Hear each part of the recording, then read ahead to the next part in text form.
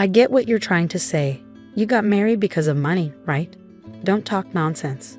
It's pretty clear, right? You're someone like me, a poor single mom. That's why you're still here even after your husband passed away. You're really annoying every day. I'm Mia, 35 years old, and I often hear snarky comments like this from Emma. My dad died when I was little, so my mom raised me on her own. Luckily, my mom kept working even after she got married again. So we weren't super poor, but we definitely weren't rich. Still, my mom was always happy and she worked hard for me. Because of that, I never really felt lonely growing up. I planned to start working right after high school, but my mom had been saving up for my college education. I really loved studying and wanted to go to college, but I didn't want to add more stress to my mom's life. She had worked hard to raise me and I wanted to ease her burden. Then, when my mom suggested I go to college, I was thrilled. She got married at 23 and had me at 25. In my third year of high school, when she was 43 and still healthy and active, she told me to follow my dreams. She said she'd be more upset if I gave up on my future because of money worries. Her words moved me to tears. I took on a part-time job to help pay for tuition. And because of that, I graduated from college without needing student loans. After college, I got a job at a big company. I worked hard every day because I wanted to make life easier for my mom. Within 5 years of starting at the company, I got promoted to an administrative assistant and my salary went up. I was able to treat my mom to trips and buy her the massage chair she always wanted. 2 years later, my hard work paid off and I was promoted again, this time to executive assistant. During this time, I got to know the president's son, Ethan, and we started dating. Eventually, we got married. People would congratulate me and say, "Congratulations, Mia. Be happy." "Yes, thank you for everything," I said, deeply grateful, and my mom was moved to tears. She was incredibly happy for me, and it was a really joyful time. But that happiness didn't last long. Just 2 years into our marriage, my husband suddenly passed away. He collapsed at work, holding his chest, and was rushed to the hospital. But by the time I got there, he had already stopped breathing. That morning, I had watched him leave for work, saying goodbye tearfully. I never imagined such a terrible thing could happen. The shock was so intense that I could hardly speak. It was unimaginable that both my mom and I would lose our husbands. I could only imagine the pain of Benjamin, the president who had lost his only son. He looked so alone and devastated, just like me. I kept working even after I got married, and as the executive assistant, I spent a lot of time with the president, especially during the day, so I could see firsthand how sad he was. But there was one person who didn't seem to be grieving at all: Emma. Because we lived together after I got married, I quickly noticed her behavior. Actually, Emma wasn't related by blood to my husband. Benjamin's real mom died when he was just 3 years old. Knowing it would be hard for a man to raise a child alone, he remarried when Benjamin started elementary school, thanks to a friend's introduction. No, if something happens to my husband, all his property will be mine. What are you saying? Ethan is gone. Lighten up, it was just a joke. I thought a little cheer might help everyone in these gloomy times. Please think about the timing and situation. You must be upset that your plans didn't work out. Now you won't get any of our husband's money. I never expected to get anything from the beginning. Do you really think I would marry a man like Ethan, who doesn't say much, unless I was after something? Stop talking to me like that. He was irreplaceable. Emma seemed to think I would leave as soon as my husband passed away, but I didn't. Benjamin was acting strong at work, but I could see he was pushing himself too hard. So I couldn't leave the house to someone like Emma. Plus, even though we'd only been there for 2 years, our home was full of memories of my dear husband. I wanted to cherish those memories for a while. You can't just forget feelings. The time I spent with my husband was happy for me. My husband once told me that Emma was more like a roommate than a mother to him. She was often out, and when Benjamin was away on business, she wouldn't come home until late. But my husband didn't want to worry Benjamin, so he didn't say anything. Emma was kind when Benjamin was around, but her behavior changed drastically when he wasn't. It was like there were two Emmas. When Benjamin left for work, Emma would see him off with a smile. I'm counting on you to look after Ethan. Of course, Ethan is precious to me too. Knowing you're there for him lets me focus on my work. Don't worry, just do your best at work. Thank you. Have a good day. But as soon as he left and the door closed behind him, Emma's smile disappeared. Ah, finally, he's gone. Now, where should I go today? Maybe I'll invite a friend to the movies. You're going out again? Yes. Is that a problem? Oh no. Just remember not to bother your father with unnecessary things. He's working hard for you. If you say something, he'll worry and won't be able to concentrate. So just quietly study at home every day, okay? I understand that was their daily routine, and it seemed like Benjamin didn't mind it once he got used to it. In fact, he felt more comfortable when he wasn't paid too much attention. As a child, he saw Emma as more like his dad's wife than his mom. Benjamin was always grateful to Emma for helping out when he was small, which allowed his dad to focus on work. Benjamin's company was passed down from his step-grandfather, and he was really good at running it. Under his leadership, the company grew a lot. Now, he's managing 5 businesses, each making millions of dollars every year. So Benjamin was always super busy. My husband used to tell me that when Benjamin was a kid, he hardly had time to relax at home. Seeing him tired from work every day, my husband didn't want to bother him with unnecessary stuff, like mentioning Emma. Plus, Benjamin didn't feel neglected, so there was no need to trouble him. He was okay keeping his concerns about Emma to himself. That's just how he was, laid back. He didn't seem like a typical heir to a big company. Did you ever get mad about it? Nah, not really. I was fine as long as she was home. It gave my dad peace of mind, and we always had plenty of snacks. My husband laughed it off, never making a big deal out of it. I loved that about him. They weren't mean to me, they just didn't pay much attention to me. Sure, Emma would sometimes make snide comments, but I just brushed it off as typical mother-in-law stuff. She was often out doing her own thing, so we didn't see each other much, and her comments didn't really bother me. If my husband wasn't bothered by it, I didn't see a reason to bring it up. However, Emma's spending habits did bother me a bit, as I've always been thrifty. But since neither Benjamin nor my husband said anything, I kept my thoughts to myself. But after my husband passed away, seeing Emma splurging on luxuries while Benjamin was heartbroken made me uneasy. A man who was like a son to him had died, yet Emma showed no signs of grief, which made me even more upset. Emma, please try to support Benjamin. Even though he's acting okay, he's really feeling lonely, I pleaded. Why should I listen to you? What's your motive, huh? Trying to get into our family for inheritance? I never even thought about that. Well, Ethan's gone now. So why don't you just leave? I'm not leaving. Benjamin said I can stay as long as I need to. Emma gave me an annoyed look but didn't say anything else. She probably felt relieved knowing I wouldn't inherit Benjamin's wealth. But 3 years after my husband's death, Emma was getting more annoyed with me being around. Her sarcastic comments were getting more frequent and hurtful. Whether at home or work, I'm always with Benjamin. Emma seemed to think I was trying to manipulate him to get his money. It hurt to be seen that way, and I started questioning if it was right to stay in a house where my husband was no longer alive. I could feel the pressure of Benjamin's situation at work every day. Maybe it would be better for me to go back to living with my single mom instead of staying here and dealing with Emma's sarcasm. My mom is turning 60 this year, and last year marked the 3rd anniversary of my dad's passing. I had been thinking about my future when Benjamin suddenly collapsed. He was lucky to survive, but there was a good chance he would need care even after leaving the hospital. Things didn't immediately fall apart at the company when Benjamin collapsed because he had trained his successors well. However, I noticed a change in Emma's attitude. That man, God, he got what he deserved, she muttered. He's been so tight with money lately. What do you mean, tight with money? I asked. Our credit card limit has been reduced and our living expenses have been cut. Is the company in trouble? I don't think so, Emma, I replied. As it turned out, Emma missed her husband's 3rd anniversary ceremony last year because she was hungover from a wild night out, which Benjamin discovered when he checked the credit card bill. Even though Benjamin rarely checked Emma's spending, this time he did. Missing their son's memorial was too much, even for him. In his anger, Benjamin decided to limit the money Emma could spend. However, she still had enough for a normal life, so there was no need to complain. Benjamin himself mentioned that the company might be facing difficulties. Emma's absence affected him deeply, and before he realized it, things started to go downhill. I explained. Don't act clueless, you know it as well. All because we lost our only son. How does that justify jeopardizing the company? No, I honestly didn't, I replied, but Emma persisted. Even though he's not well, he plans to take it easy at home and live a long life.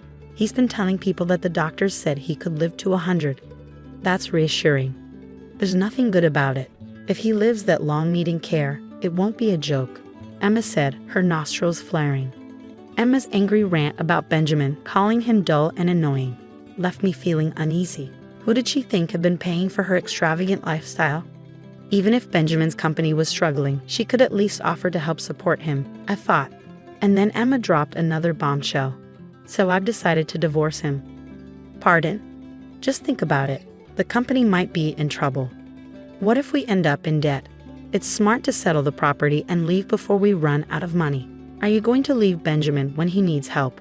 I can't handle taking care of an old man who's bedridden and broke. I'm going to take what I can before his will runs out and then say goodbye. Does that make sense to you? Emma's words, spoken as if she had a brilliant plan, filled me with disgust. However, just a week after our conversation, Benjamin's health took a sudden turn for the worse, and he passed away very quickly. He's gone too, I said, feeling overwhelmed. Just 3 years after my husband passed, everything seemed to go dark. I continued, my voice trembling. Benjamin's voice sounded so much like my husband's. Sometimes when we talked, it felt like I was talking to my husband again. Not being able to talk to him or hear his voice anymore was too much to bear.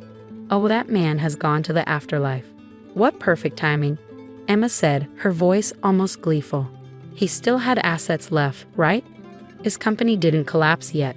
Maybe he died before getting into debt because of me. This means all remaining assets go to me. How fantastic.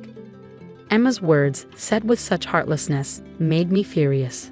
Even though Benjamin just passed away, all you can think about is money? I said, my voice shaking with anger. Ah, you caught on, huh? Well, tough luck for you. You're not getting any money from the family, Emma snapped back. I'd rather have Benjamin back alive than any money, I said, feeling tears welling up. Don't act all noble now. You're just putting on a show, trying to look strong for everyone, right? Even if you begged, there's not a penny to spare for you, Emma declared firmly. Even though Benjamin had passed away, it seemed like Emma cared more about money than anything else. It made me wonder how someone could be so cold-hearted. Thinking about it made me feel even more sorry for Benjamin, which just made my sadness worse. Fine then, you don't have to come to the funeral. Is that it? Only strangers are welcome, Emma said, her voice filled with scorn. I understand, that's how things are, I replied calmly, even though my heart was weighed down by sorrow. Emma didn't seem to grasp the reality of the situation, but I didn't feel like explaining it to her. Are you sure about that? Emma said sharply. Absolutely. Now that he's passed away, I, as his wife, am in charge, Emma declared with a sense of entitlement. So 2 days later, Benjamin's funeral took place quietly, with only close relatives present, honoring his wish for a simple ceremony. After the funeral, I noticed several missed calls from Emma on my phone, but I chose not to return them. Despite her attempts to reach me multiple times afterward, I decided to ignore her completely. Then one day, she unexpectedly showed up at my workplace. I finally caught you. Why haven't you been answering my calls? Emma demanded. Hola, Emma, how can I help you? I replied nervously. Still playing games. I got kicked out of the funeral home. You're the one who should have been excluded. I called you so many times on the day. What's going on? Well, you're not part of my family anymore, Emma. What? But you said only family could attend the funeral, so we had a family-only service. And then I asked Emma, who's now a stranger, not to come. No, the stranger here is you, Emma. What? When Benjamin got sick and was told he'd be bedridden, Emma served him with divorce papers. She probably thought since Benjamin was hospitalized, he couldn't file those papers. But I had already filed them, as Benjamin asked me to. So Emma is a stranger to us now, in name and in reality. Back then, Benjamin confided a lot in me. He told Emma that the company was in trouble and he might end up in debt. If that happened, they couldn't live their lavish lifestyle anymore. He suggested they live more modestly as a couple if Emma was willing to support him. But Emma coldly said, maybe it's better to split before you're in debt. 1 month later, Benjamin collapsed. Even after he woke up, he knew his health was bad. But he didn't tell Emma everything. He hinted that he might have to let go of the company and rely on her for care. Emma then suggested divorce. She probably wanted to divorce before he was seriously ill and get some money through a property settlement. But Benjamin, knowing his time was limited, had already donated most of his assets to charity and appointed new leaders for his companies, so there was hardly anything left for Emma. When he told her this, she was shocked. "So, I don't get anything." "Well, technically, it's not nothing. I left a few $100s in savings," I explained. "A few $100? That's hardly anything." Emma scoffed. Even though Benjamin had told me about this before, saying it out loud made me realize how determined he was. He probably didn't want to share any property with Emma. Maybe it was Emma's behavior after her husband's passing that made Benjamin so firm. "But there's still the house. If I sell that..." "Oh yes, please find somewhere else to live soon. I'm staying with Mom for now, but I'll move back eventually." "What are you talking about? You're practically a stranger. You have even less right to the house than I do. Like I said before, you're the stranger here, Emma, since you're already divorced. Plus, the house was originally inherited by Benjamin from his grandfather, so it's not considered for property division in a divorce. Why do you think you have a right to live there?" "Because when I married Benjamin, we legally adopted each other." "What? So I have the right to inherit Benjamin's property? Benjamin left me that house. It's hard to believe, isn't it?" "The idea of adopting me came from Benjamin himself. When we got married, I didn't think much about it. I was going to be marrying his son, so in his eyes, I became his daughter. So I agreed to it. But after my husband passed away, I kept this information to myself. I was worried that if I mentioned it, Emma would accuse me of being interested in the family money. I have work to do. Could you please leave?" I told Emma that if she needed to communicate anything, she should do it through our lawyers. I had sought advice from our company's legal counsel. I called security and had Emma escorted out of the company premises. I made it clear she wasn't welcome back. Emma resisted, but when I threatened to call the police, she left quietly. After that, she tried to contact me many times, but I ignored her completely. Her attempts to claim our fortune only led to complaints to our lawyer. Our company wasn't going under, and Emma couldn't understand why. She argued that if it went bankrupt, there should be wealth to share. But the company had been handed over to a successor before Benjamin passed away, so there was nothing left for Emma to claim. As for the family's properties, they had already been settled in the divorce before Benjamin's death. Our lawyer patiently explained that Emma had no right to any of it. Our lawyer, somewhat frustrated, told us that Emma had been persistent. Emma had thought she was entitled to a share of the will and had recklessly run up debt on her credit card. Now she was stuck paying it off, working multiple part-time jobs from morning till night. However, her financial problems were not my concern. Emma was 10 years younger than Benjamin. They had married when she was 25, and now she was 55. They had been married for almost 30 years, so Emma was entitled to survivor benefits from Benjamin's Social Security taxes even after their divorce. However, she wouldn't get these benefits until she turned 60, which was still 5 years away. Plus, she needed to have filed a claim for a division of the pension within 2 years of the divorce. I wasn't sure if Emma knew this, nor did I intend to tell her. I felt no sympathy or obligation to worry about Emma's well-being. Now I live in a home I once shared with my mom, Benjamin, and my husband. My days pass calmly and peacefully. Sometimes I remember my husband and Benjamin and smile, and sometimes tears come, but remembering their warm smiles, I want to live each day with a smile on my face too.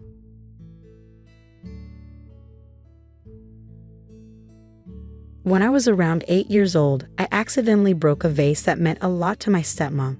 She never really seemed to like me much, and she gave my dad an ultimatum. It's either her or me. I was sure my dad would choose me because we were really close, but that night he said I was going to stay at Grandma's. I couldn't believe it until I actually got there, and he left. That moment changed something inside me. He called me every day and tried to visit as much as he could, but I couldn't pretend to be happy because I wasn't home. I stopped pretending pretty quickly. Looking back, I realized I acted like I didn't feel anything towards him. No anger or sadness, just numbness. Sometimes I overheard my dad complaining to Grandma about how I had changed. When I was 9, I told my mom I wanted to live with her all the time because I couldn't stand talking to my dad or seeing him anymore.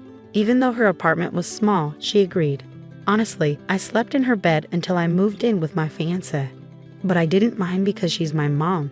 and it was better than being alone in my own room with him around. My mom and I got really close, and she signed me up for after-school activities so I could avoid my dad, and eventually, we just stopped talking to each other. I'm grateful for it because it meant I didn't have to be around him. A few years ago, my stepmom had a baby, and everyone was celebrating. But I was glad I wasn't there and hadn't even met the kid yet. I only saw him on special occasions or when they visited Grandma's house when I happened to be there. My fiancé proposed to me recently in a low-key way, and I only told a few family members about it. Now even Grandma knows how little I talk to my dad and how I keep him out of the loop. So it was a shock when my dad called me, inviting me to a family dinner to meet my fiancé and my new baby brother. I made up an excuse because I wasn't interested. Turns out Grandma spilled the beans, and I got angry with her for telling my dad about my engagement. Then my dad texted me, scolding me for taking my issues out on Grandma. I hate to admit it, but he was right about that. He sent me to Grandma's because he couldn't deal with me, and now he wants us to play happy family? Not happening.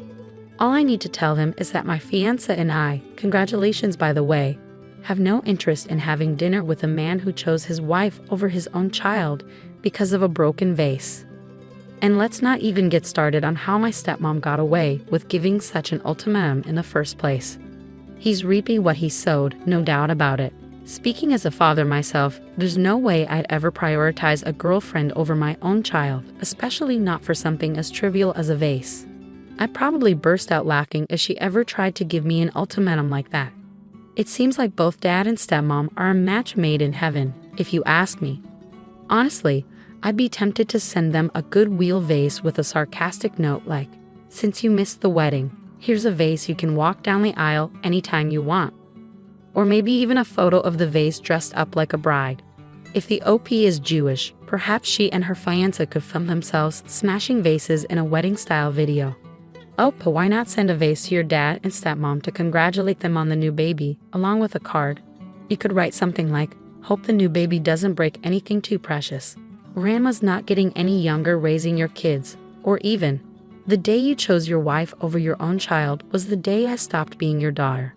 Please refrain from contacting me, as I have no interest in maintaining a relationship with you." It's powerful and eloquent.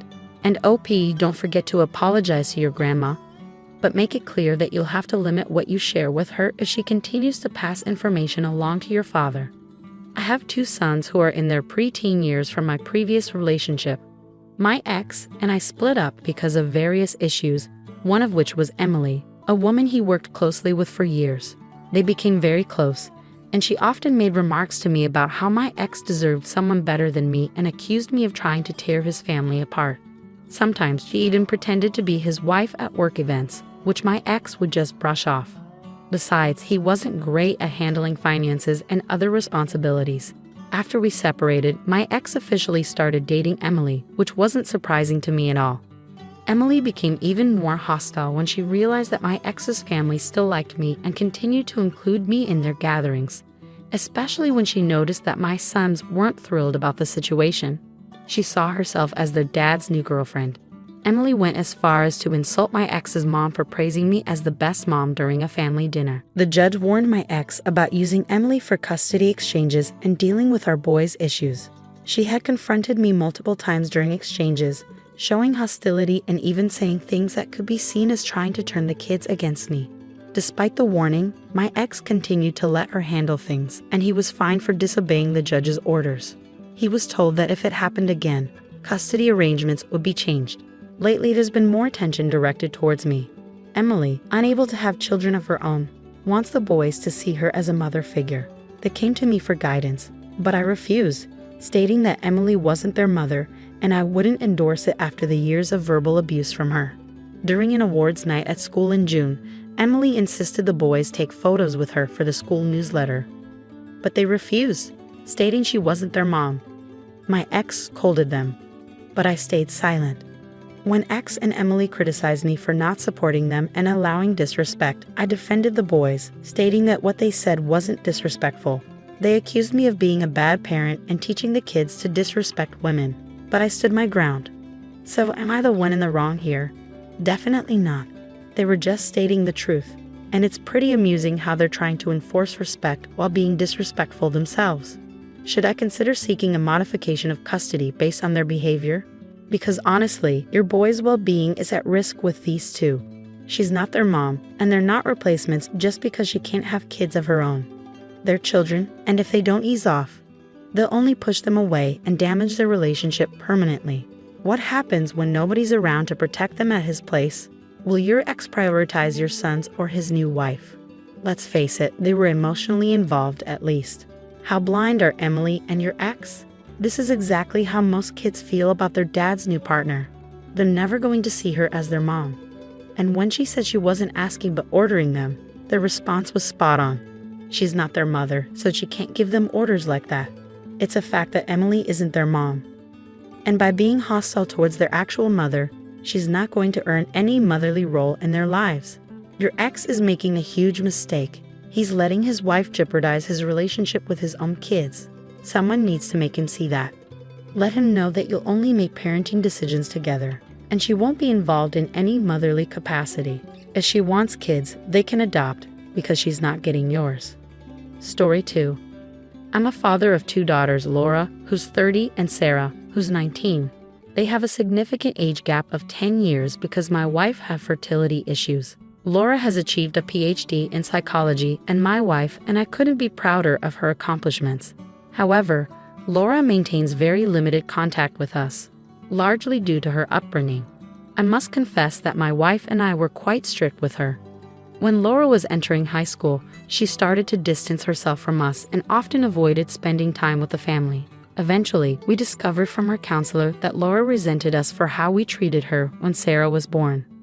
Reflecting on our past actions, my wife and I decided to raise Sarah differently. We made a conscious effort to be more encouraging and supportive whenever Sarah faced challenges, aiming to provide her with a more positive upbringing. Unfortunately, this led to resentment from Laura, who felt that Sarah had a much easier childhood compared to her. As Sarah entered high school, we encountered behavioral issues such as disrespect and dishonesty, which caught us off guard. Despite this, we chose not to intervene significantly, fearing that Sarah would come to resent us as Laura did. As both girls excelled academically, we held on to the hope that everything would turn out fine. However, Sarah's behavior worsened during her final year of high school. Despite the escalating problems, we hesitated to take action, fearing that intervening would only strain our relationship with Sarah further.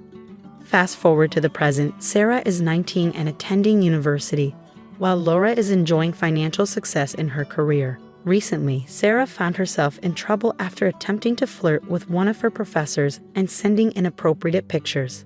Fed up with her behavior, my wife and I confronted her about her actions, expressing our disappointment and frustration. In the days that followed, I often found myself comparing Sarah's behavior to Laura's successes, highlighting Laura's respectfulness and achievements. One day, I even mentioned to Sarah that perhaps I should have raised her more like Laura.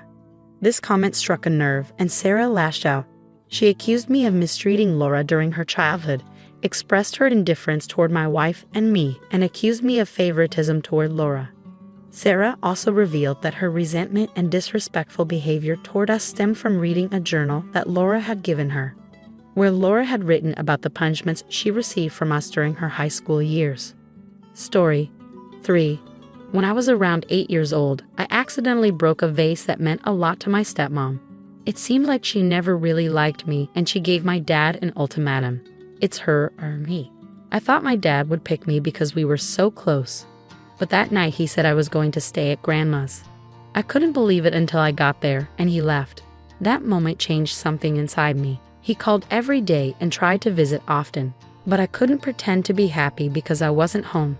I stopped pretending quickly, and looking back, I realized I acted numb to him, not angry or sad, just emotionless. Sometimes I overheard him complaining to Grandma about how I had changed. When I turned 9, I told my mom I wanted to live with her full-time because I couldn't stand talking to my dad or seeing him anymore.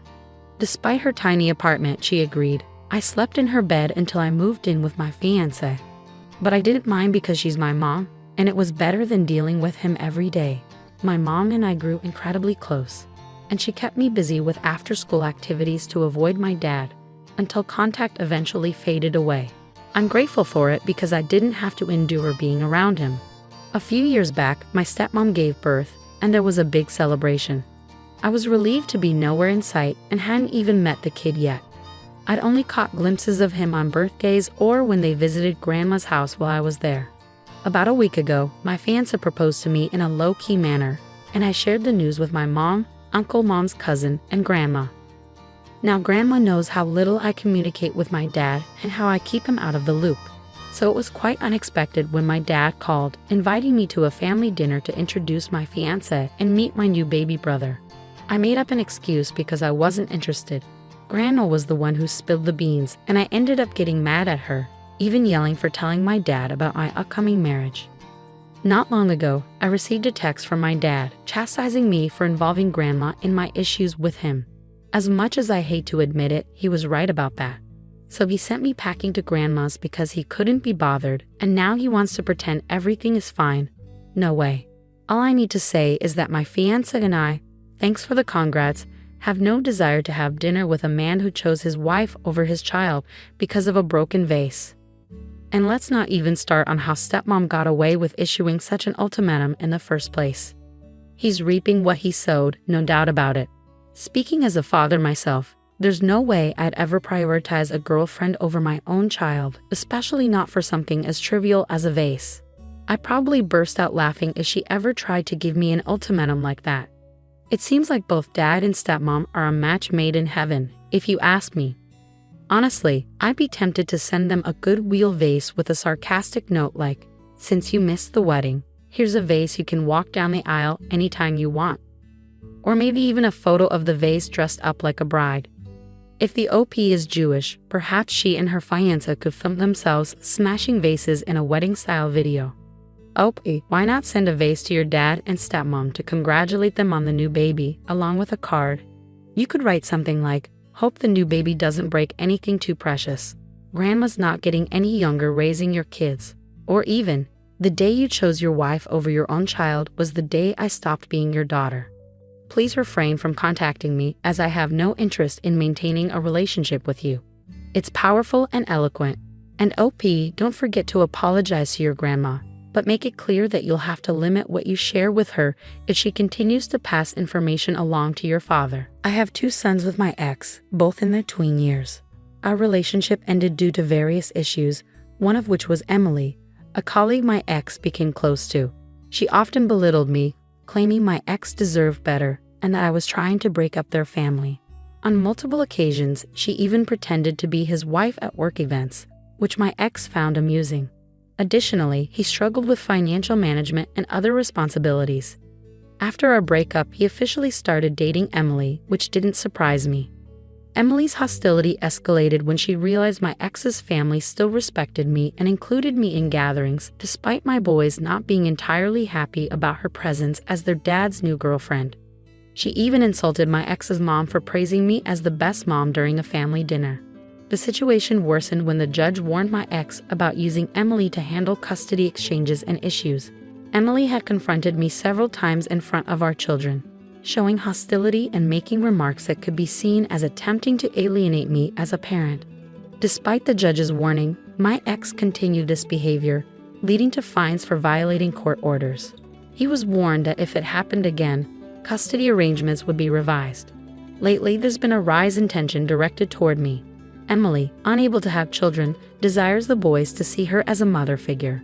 They sought my assistance, but I declined, asserting that Emily isn't their mother, and I won't encourage them to view her as such after the years of verbal abuse from her. During an award ceremony at school in June, the boys were asked by Emily to join her in photos for the school newsletter. They declined, stating she wasn't their mom, so she couldn't make such requests. Despite their refusal, my ex reprimanded the boys, while I remained silent. When confronted about not supporting them, I defended the boys, explaining that their response wasn't disrespectful.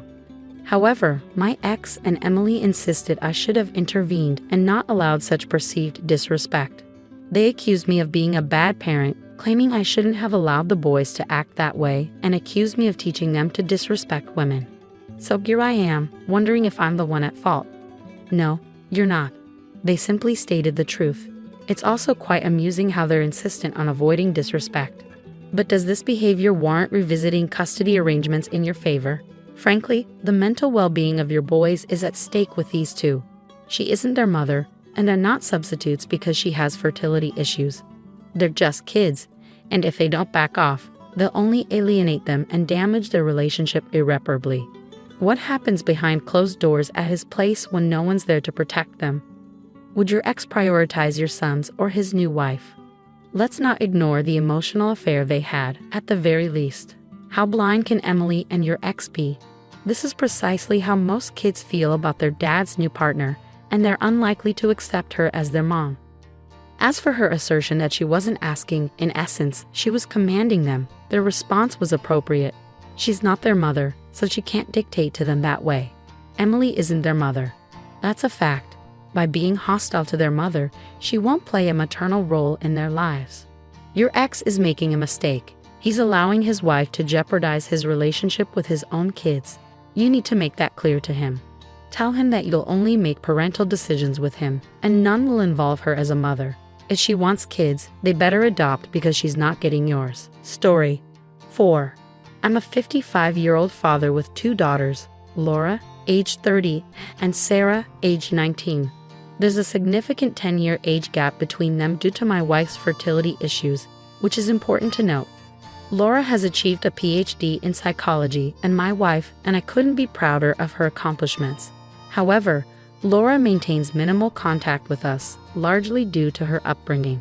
I must confess that my wife and I were particularly strict with Laura. As she entered high school, she began to distance herself from us, often refusing to spend time with the family. It wasn't long before we discovered through her counselor that Laura harbored resentment towards us for how we treated her when Sarah was born.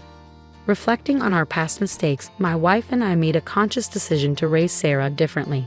We aimed to provide her with encouragement and support, unlike the treatment Laura received. Despite our efforts, Sarah's teenage years were not without challenges. Issues such as disrespect and dishonesty arose during her high school years, leaving us perplexed as to their origins. Nevertheless, we tolerated her behavior, fearing that intervening would only result in her resenting us, similar to Laura. Both Laura and Sarah excelled academically, leading us to believe that we were on the right track. However, Sarah's behavior deteriorated during her final year of high school, yet we hesitated to take action, fearing that she would come to despise us as Laura did. Fast forward to the present, Sarah is 19 years old and attending university, while Laura enjoys financial success in her career. Recently, Sarah found herself in trouble after attempting to flirt with one of her professors and sending him inappropriate pictures. Fed up with her behavior, my wife and I decided it was time to confront her. We expressed our disappointment and frustration, raising our voices in the process. In the days that followed, I frequently reminded Sarah of Laura's accomplishments and exemplary behavior. At one point, I even suggested that I should have raised her in the same manner as Laura. This comment sparked a strong reaction from Sarah. She lashed out, accusing me of mistreating Laura during her childhood and showing favoritism towards her. She expressed her disregard for my wife and me, claiming that my remarks had deeply hurt her. Additionally, she confessed that she had been acting rudely towards us after reading the journal that Laura had written during high school. In the journal, Laura detailed how we used to discipline her, which evidently affected Sarah's perception of our parenting.